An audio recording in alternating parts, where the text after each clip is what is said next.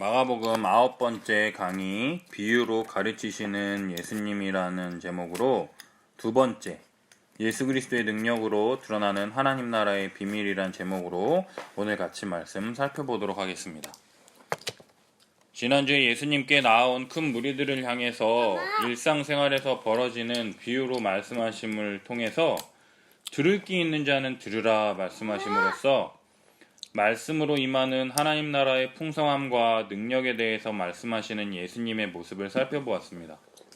하나님의 나라는 강력한 힘과 군사력으로 임하는 것이 아닌 말씀으로 임하는 것을 통해서 말씀을 듣고 받아들여 순종하는 자들은 30배, 60배, 100배의 열매를 맺는다는 것에 대해서 살펴보았습니다.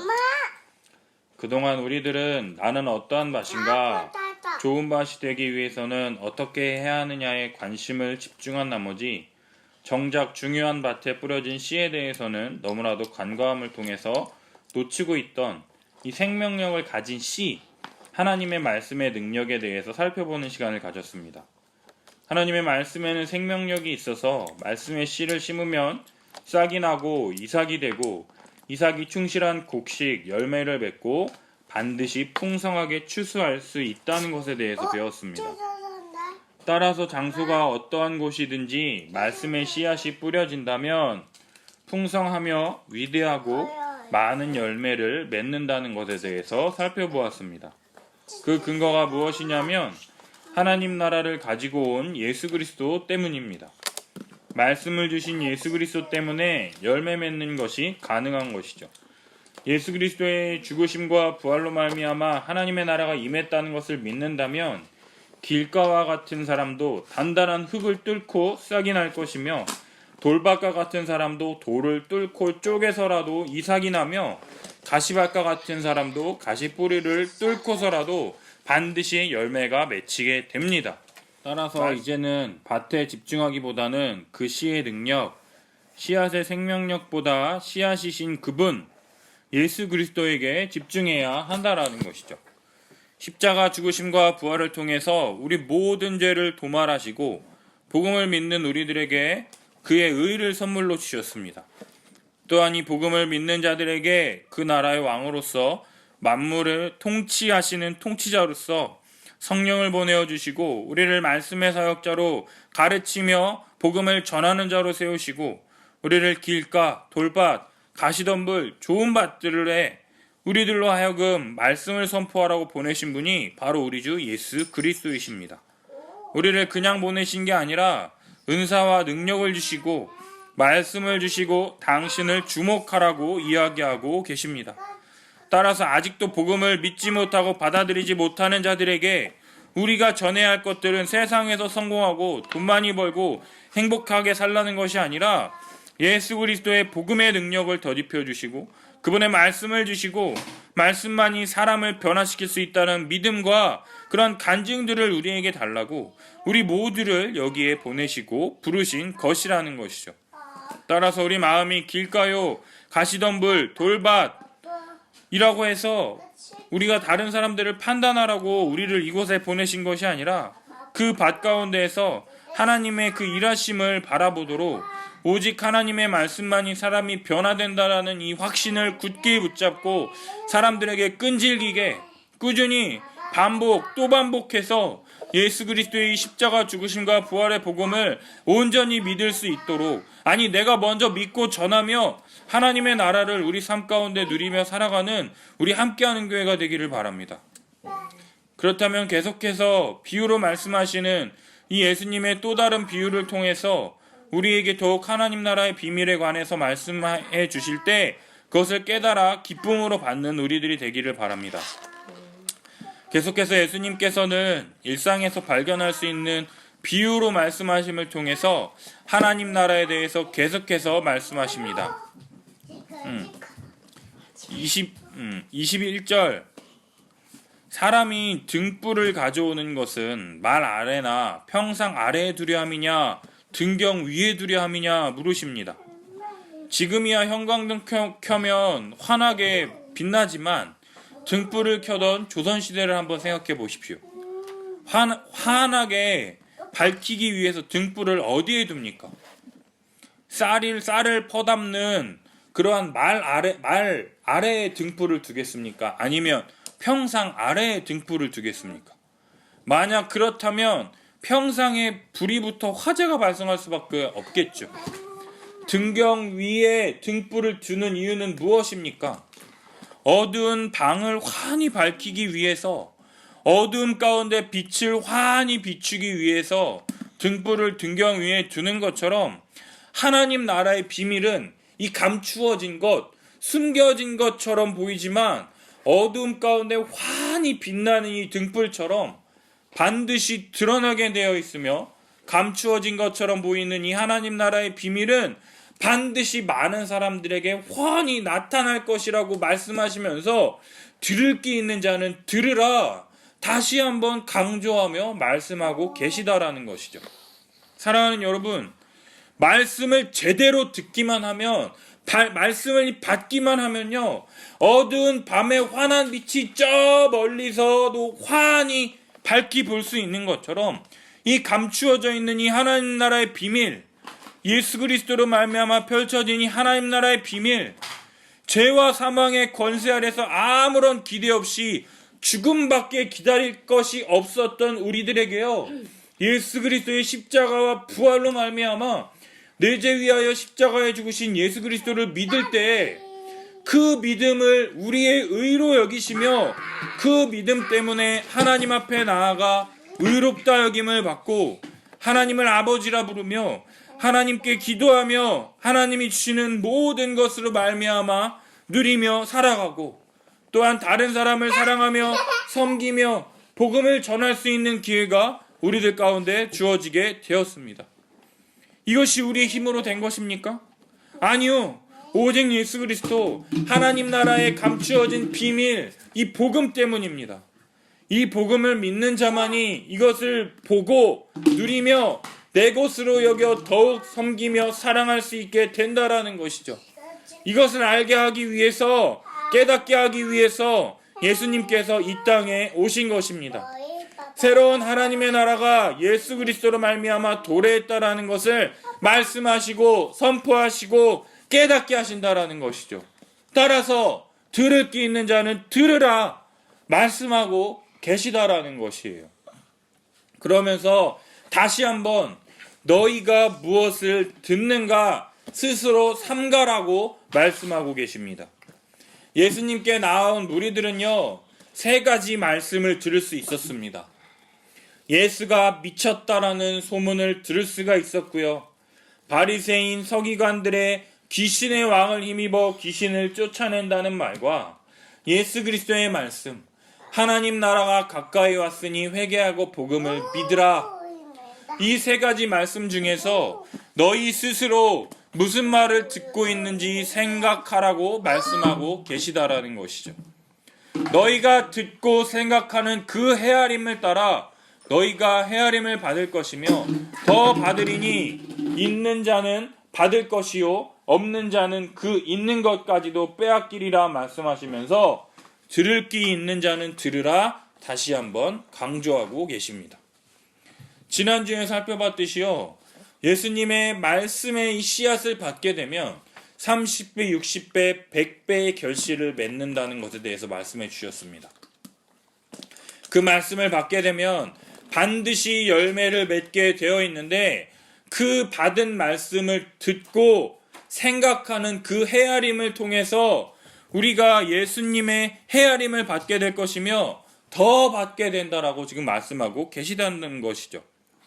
헤아림이라고 하는 이 단어의 뜻은요, 가늠하여 따지고 살피다, 수를 세다라는 뜻으로 예수님의 말씀이 옳은지 그른지 하나하나 살피고 따져보고 계산하여 결정하는 것으로서 예수 그리스도로 말미암아 나타난 이 하나님 나라에 대해서 생각하면 생각할수록 하나님 나라에 대해서 더 많은 것을 보며 생각할 수 있도록 하실 뿐만 아니라 하나님 나라 그 자체에 대해서 더 많이 받게 될 것이다라고 말씀하고 계시다라는 것이죠.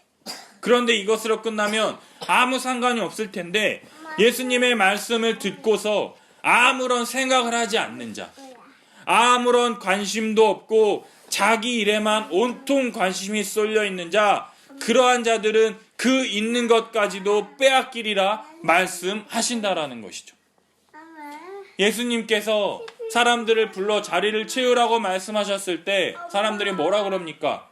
저는 장가 들었습니다. 저는 밭을 샀습니다. 저는 소를 샀습니다. 그래서 일해야 됩니다 하면서 예수님의 말씀을 듣고도 아무런 생각을 하지 않는 자, 아무런 관심도 없고 자기 일하는 것에만 온통 관심이 쏠려 있는 자들이 갖고 있는 생각은 무엇일까요?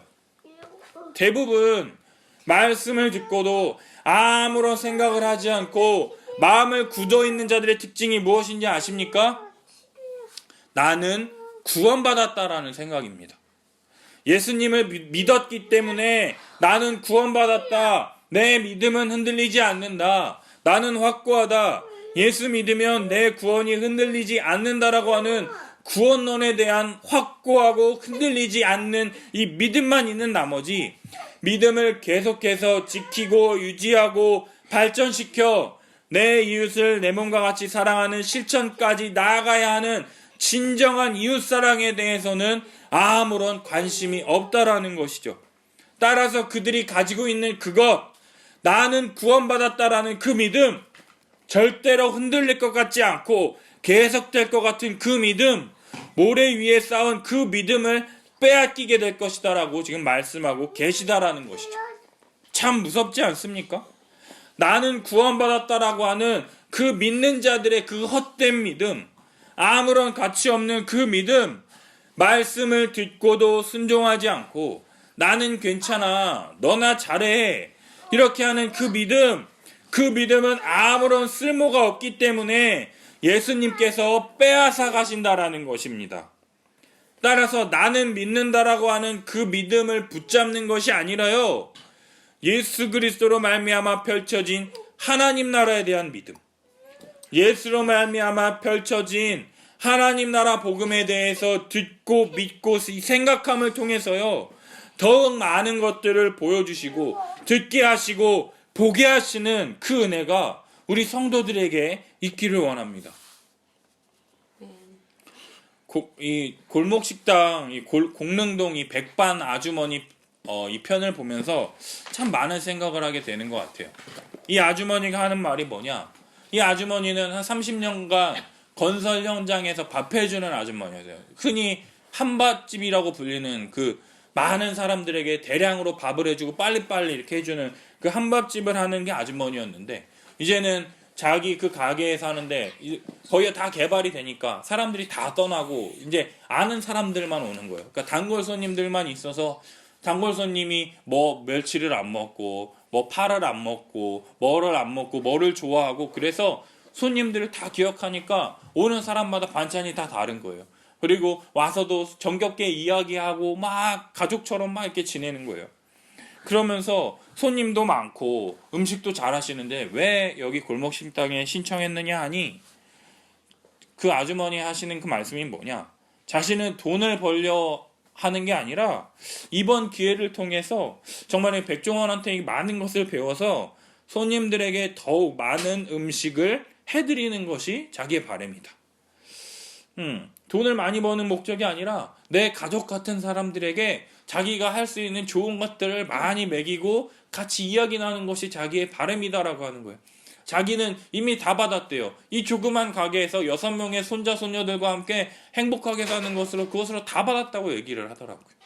그걸 보면서 우리 함께하는 교회도 정말 많은 성도, 정말로 성공한 목회가 아니라 정말로 이 성도들의 삶의 구석구석을 알며 함께 기도하며 정말로 하나님의 말씀인 이 성경을 가르치고 듣고 믿음을 통해서 정말로 우리 삶에 역사하시는 이 하나님의 은혜를 구하며 함께 한 몸 되어 하나 된 교회로 주님 나라 갈 때까지 함께 기쁘게 사역하는 우리 함께하는 교회가 되었으면 좋겠다 생각을 합니다.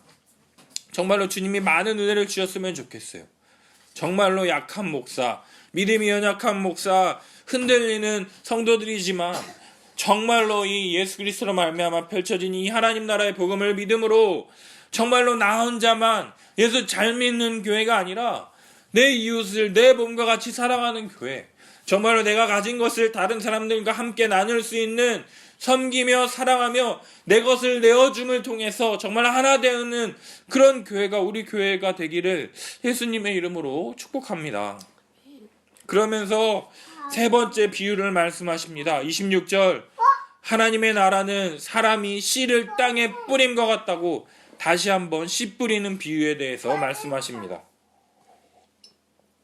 그런데 이번에는 그 씨가 어떻게 싹이 나고 이삭이 돋고 열매 맺는지를 상세하게 설명하십니다. 27절, 밤낮 자고 깨고 하는 중에 씨가 나서 자라되 어떻게 그리 되는지를 알지 못하느니라 말씀하십니다. 씨 뿌리는 자는 씨 뿌리고 나서 그것으로 땡입니다. 농사일이 얼마나 바쁜데 씨 뿌린 게 어떻게 되는지 세심하게 관찰하는 농부는 없습니다. 씨 뿌리고 나서 피곤하니까 지치니까 그냥 다리 쭉 펴고 잠드는 거죠. 따라서 농부의 역할은 씨를 뿌리고 나면 끝입니다. 걸음을 주고 할 수 있는 최선을 다한 뒤에 기다리는 말고는 할 수 있는 것이 아무것도 없다라는 거죠. 씨를 뿌리고 난 뒤 하루, 이틀, 사흘, 나흘, 며칠이 지나면요, 씨는 스스로 자라게 됩니다. 땅이 스스로 열매를 맺게 된다라는 거죠. 처음에는 싹이 나고, 다음에는 이삭이 나고, 다음에는 충실한 곡식 열매를 맺는 것을 볼 수가 있습니다. 열매가 익으면 곡식의 낫을 대나니 추수 때가 이른 것을 알 수 있다라는 거죠. 여기서 중요한 것은 농부가 어느 밭에 씨를 뿌릴 것이냐, 이게 중요한 게 아니라 씨를 뿌리면 씨는 스스로 열매를 맺는다라는 것이에요. 지난주에 살폈듯이 농부가 아무리 돌밭에 돌을 걸러내고 가시덤불을 기경한다 할지라도 씨는 스스로 열매 맺는다라는 것이에요. 우리는 생각합니다. 바울이 복음을 전하면 더 많은 사람이 복음을 듣고, 베드로가 전하면 수천 명의 사람들이 복음을 듣고 회심할 거라 생각합니다. 그러나 사람에 상관없이, 상황에 상관없이 복음의 씨가 뿌려지면 씨는 스스로 열매를 맺는다라는 거예요. 복음을 전한 자는요, 아무런 영향력도 미치지 못한다는 겁니다. 오직 복음의 능력, 예수 그리스도로 말미암아 우리에게 펼쳐진 이 하나님 나라의 복음, 우리가 생각지도 못하고 있을 때 하나님께서 스스로 자라게 하시고 확장하게 되는 것을 우리는 볼 수 있다라는 거죠. 언제 그렇게 자랐는지 아무도 모릅니다. 우리의 관심 바뀝니다. 우리는 계속 다른 곳에 복음의 씨앗을 뿌릴 뿐입니다. 우리는 복음의 씨앗을 뿌리고 나서는 관심도 없습니다. 아니요, 잊어버립니다. 그러나 시간이 흐른 뒤에는요, 열매를 맺으면 낫을 대고 수확을 하며 된다라는 것이죠. 따라서 하나님 나라의 복음, 복음이 증거되는 것에 있어서 우리는 그냥 우리의 해야 할 일을 해야 한다라는 것이에요. 너는 말씀을 전파하라. 때를 얻든지 못 얻든지 항상 힘쓰라.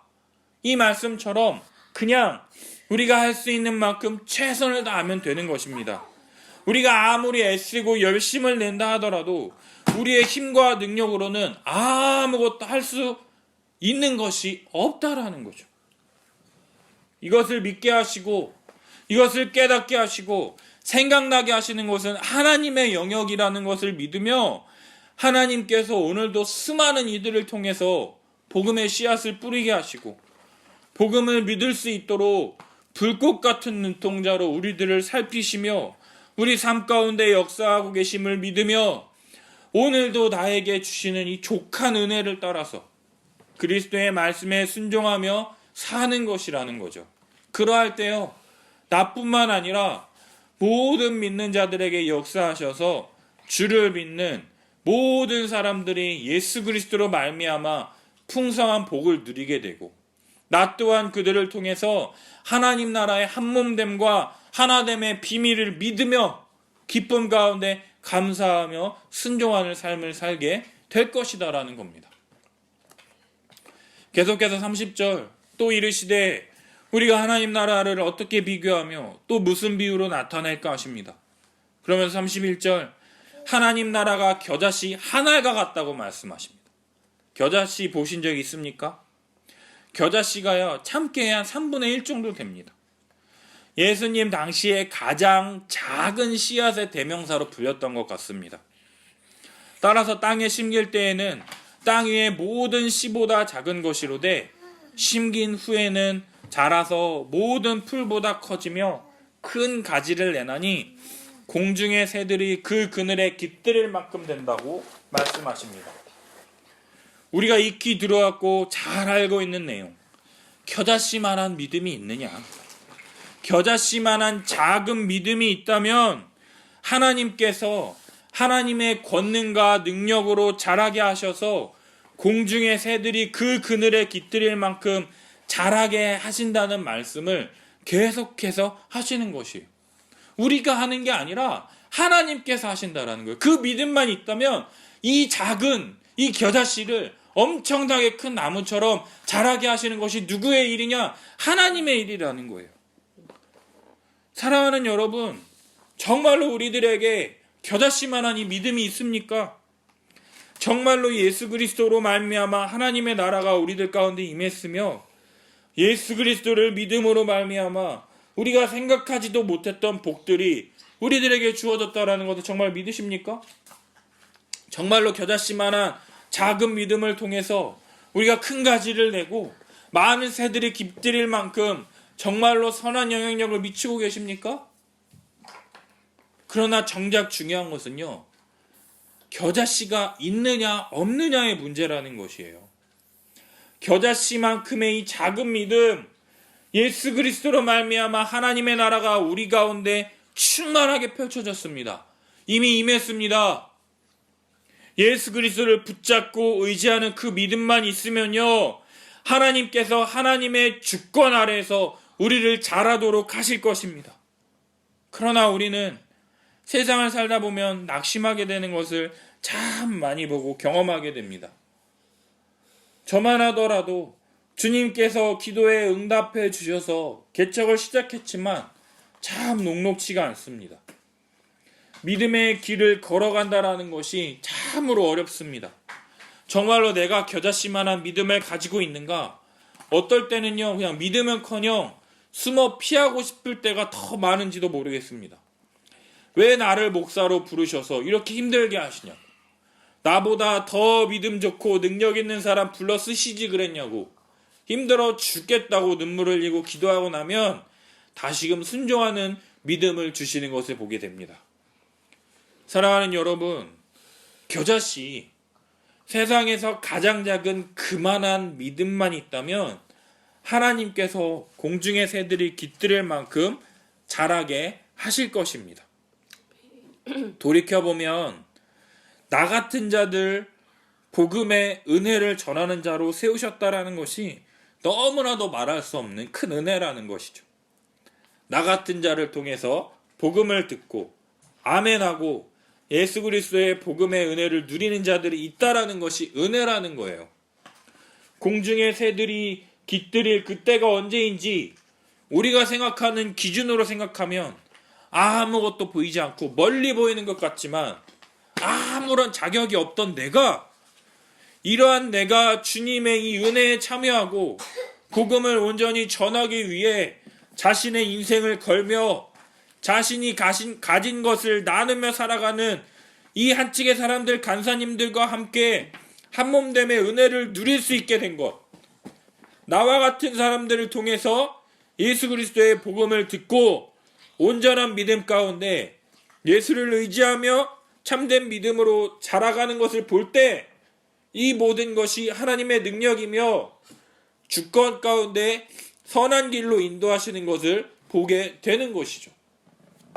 따라서 마침내 주님 다시 오실 때 이러한 믿음의 길을 걸어온 우리들에게 착하고 충성된 종아, 작은 일에 충성하였으니 나와 함께 잔치에 참여하자는 이 주님의 말씀을 듣게 될 때 그동안 우리가 힘들고 슬프고 아팠던 이 모든 것들이 눈 녹듯이 녹아내리며 모든 풍성한 은혜에 참여하여 누릴 수 있게 된다라는 것이 우리 믿는 자들에게는 상상도 할 수 없는 엄청난 소망이다라는 것이죠. 우리 함께하는 교회 성도들이 이러한 믿음을 가졌으면 좋겠습니다. 겨자씨만한 믿음을 자라게 하시는 이 주님의 이 능력, 그 가운데 낙심하지 않으며 계속해서 믿음을 지키고 유지하고 열매 맺기 위해서 예수 그리스도를 더욱 붙잡는 우리 성도들이 되시기를 이 예수님의 이름으로 축복합니다. 아멘. 33절, 예수님께서 이렇게 많은 비유로 그들이 알아들을 수 있는 대로 말씀을 가르치시되 비유가 아니면 말씀하시지 아니하시고 다만 혼자 계실 때의 그 제자들에게 모든 것을 해석하시는 것을 볼 수 있다라는 거죠. 사랑하는 여러분, 예수님의 비유가요, 믿지 않는 자들에게는 감추어진 것이지만 믿음으로 예수 그리스도의 말씀을 듣고 헤아리며 받아들이는 자들에게는 감추인 것이 없이 밝게 드러나며 스스로 열매 맺을 뿐만 아니라 겨자씨만한 작은 믿음이 큰 결실을 맺는 것을 볼 수가 있습니다. 우리들은 눈이 가리워져서 못 보는 것입니까? 아니면 보지 않으려고 우리들의 눈을 스스로 가리고 있는 자들입니까? 빛이 비추일 때 그 빛을 받아서 더 많은 열매를 맺고 더 많은 씨앗을 뿌리는 우리 함께하는 교회 성도들이 되기를 축복합니다. 네. 이 말씀을 듣고 흘려넘기는 것이 아니라 말씀을 보고 말씀을 생각하고 이 말씀을 들음을 통해서 이 믿음을 지키고 유지하고 자라도록 하기 위해서 기도하며 애쓰며 날마다 믿음으로 더 믿음을 붙잡는 우리 되기를 원합니다. 이제 비유로 말씀하시는 것을 마치시니 날이 저물 때가 되어서 제자들을 향해 저편으로 건너가자 말씀하십니다. 따라서 무리를 떠나 예수님과 함께 배를 타고 건너편으로 제자들과 함께 가는데 열심 있는 사람들 또한 배를 타고 예수님을 따르는 것을 볼 수 있습니다.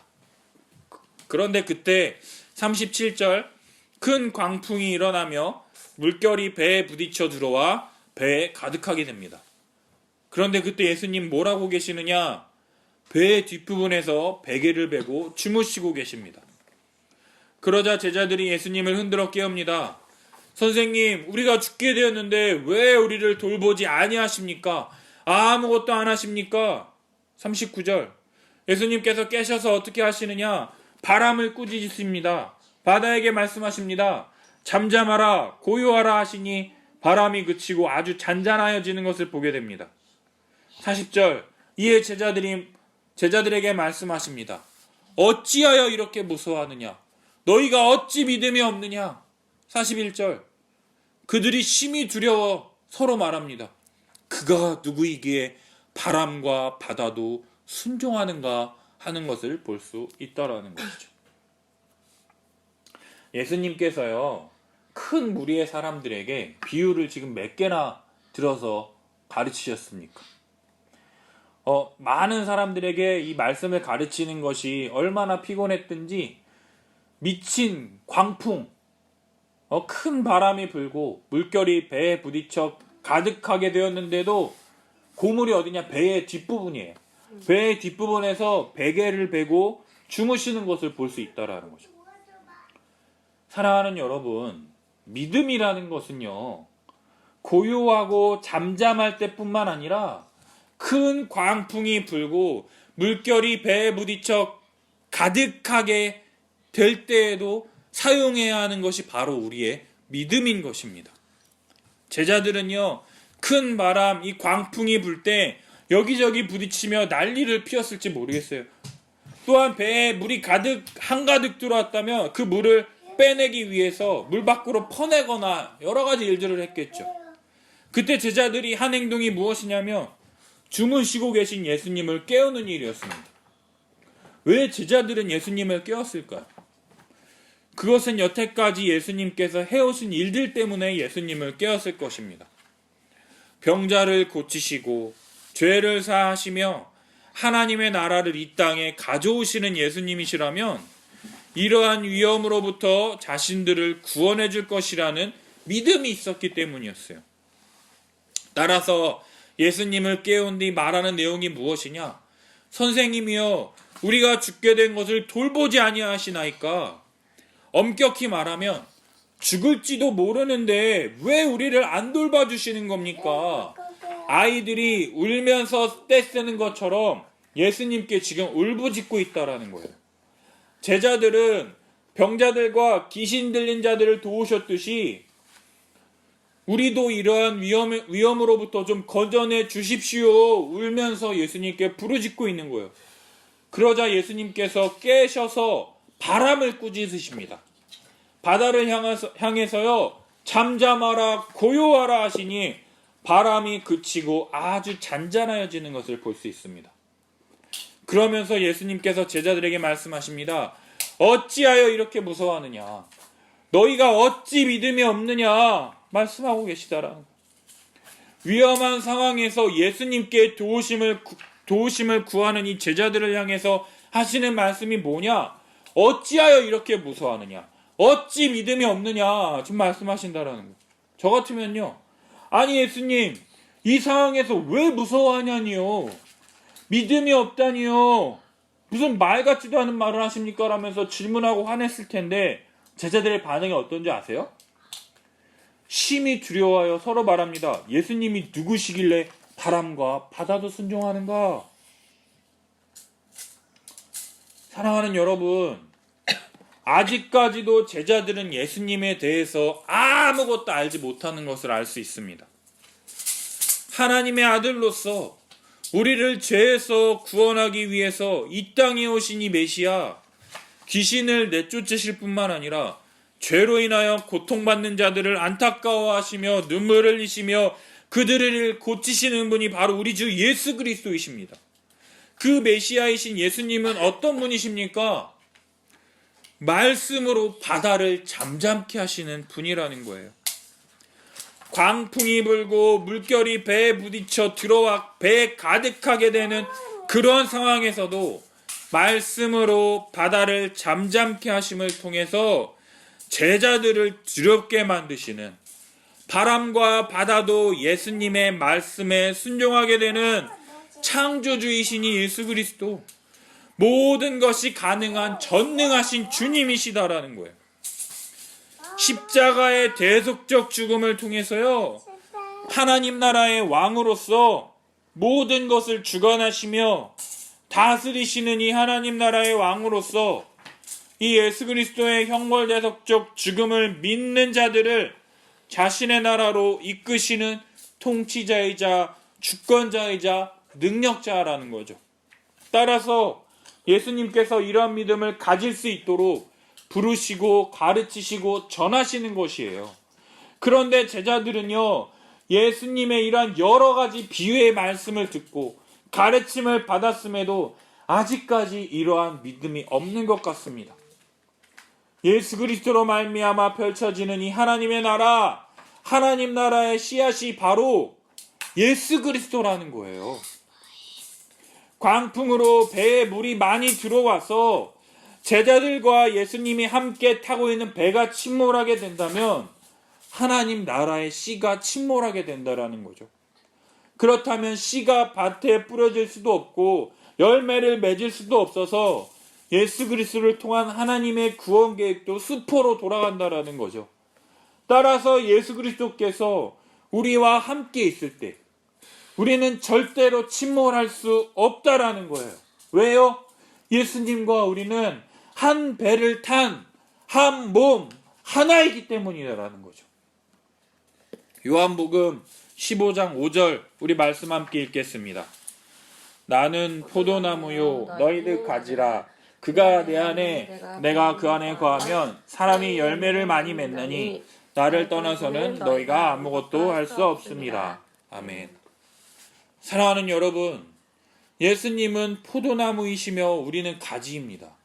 따라서 우리는 예수님 곁에 붙어있기만 하면 절대로 침몰하지 않고 오히려 열매를 많이 맺을 수 있을 것입니다.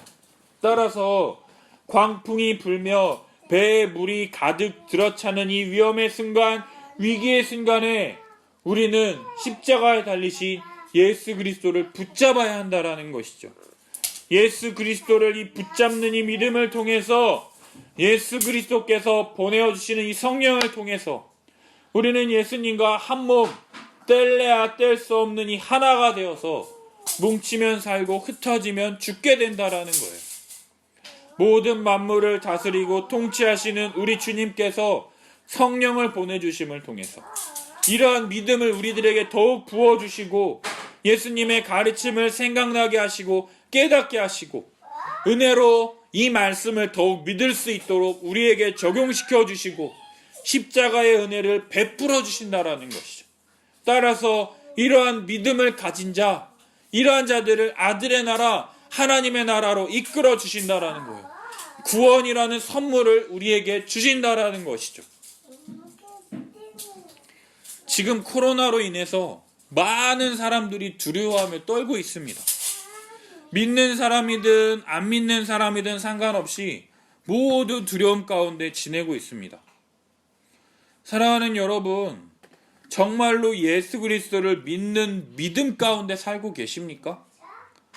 광풍과 물결이 배에 부딪혀 가득 차게 되었을 때 우리의 믿음이 드러나는 것이에요. 바다를 향해서 잠잠하라 고요하라 말씀하시는 예수님께서 왜 두려워하느냐, 왜 이렇게 믿음이 없느냐 말씀하고 계십니다. 정말로 예수님과 나는 한 배를 탄 사람입니까? 한 몸이라는 것을 정말 믿으십니까? 나 혼자 죽는 게 아니라요, 예수님도 함께 죽는다라는 것을 믿으십니까? 정말로 예수 그리스도 안에 있는 자, 믿음 가운데 있는 자들은요, 지금 벌어지는 상황에 대해서 요동해하거나 불안해하지 말고 모든 일을 하나님께 맡기며 평안함 가운데 온전히 예배를 드렸으면 좋겠습니다. 지금 코로나 때문에 예배를 드리느니 안 드리느니, 예배를 드려야 된다 안 드려야 된다 싸우는 사람들이 있잖아요. 예배를 드리는 것도 그들의 믿음이고요, 예배를 안 드리는 것도 그들의 믿음이에요.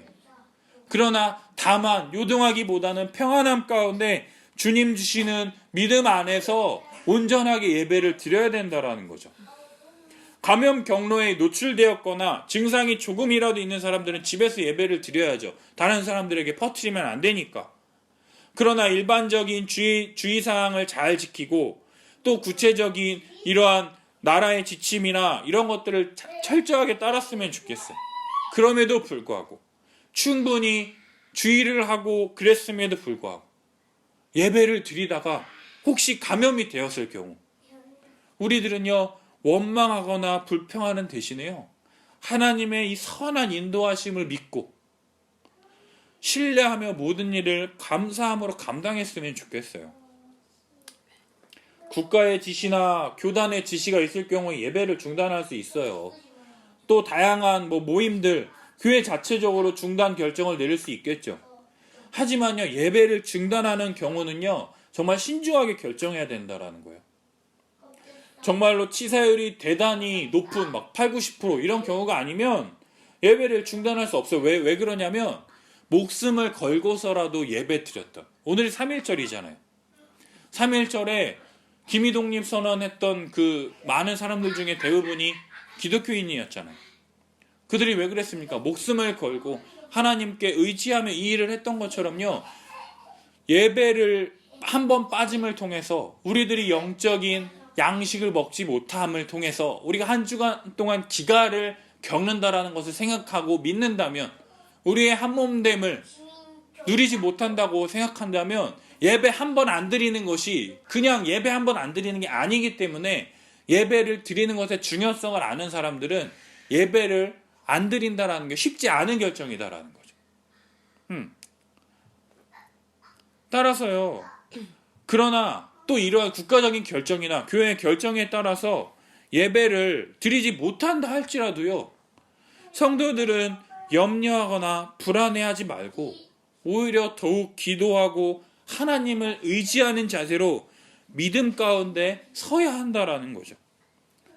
불안해하거나 요동하지 말며 하나님을 의지하며 평안하게 침착하게 생활하며 언제나 하나님께 온전히 예배하는 마음으로 두려움 없이 믿고 신뢰하며 찬송하는 마음으로 예배하려고 애써야 한다라는 거예요.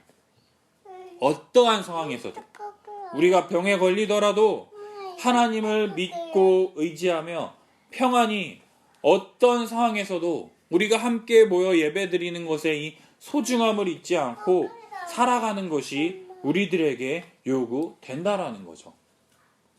바다를 꾸짖으시며 잠잠케 하신 우리 주님이 나와 함께 하시는 분이심을 믿으며 두려움과 불안함이 아니라 평안함과 감사함 가운데 이번 한 주도 은혜 가운데 거하시는 우리 함께하는 성도님들이 되기를 예수님의 이름으로 축복합니다. 아멘. 우리 함께 기도했으면 좋겠어요. 이 하나님 나라의 복음은요, 예수님의 말씀을 통해서 이 땅 가운데 밝히 드러납니다. 예수님의 이 말씀을 통해서 하나님의 나라의 복음을 명확하게 이해할 수 있어요. 이 성경에 하나님 나라의 복음에 대해서 하나도 빠짐없이 다 기록해 놓으셨어요. 이 성경을 잘 가르치고 잘 듣고 잘 배우기를 우리는 힘써야 한다라는 거죠. 이 하나님 나라의 복음을 알면 알수록 은혜가 더 큽니다.